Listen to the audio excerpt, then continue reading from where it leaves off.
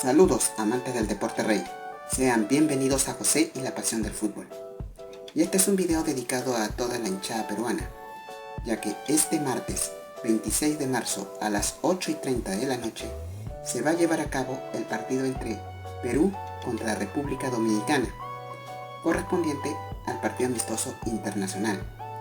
Este va a ser el segundo partido amistoso de la selección peruana al mando del entrenador uruguayo Jorge Fossati. El escenario será en el Estadio Monumental U Marathon, ubicado en el distrito limeño de Ate.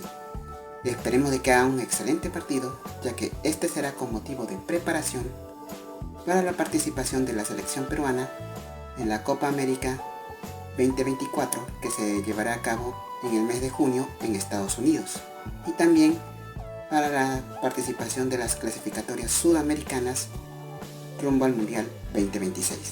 Así que mucha suerte y éxitos para todo el equipo peruano, y juntos podemos decir arriba Perú. Muchas gracias.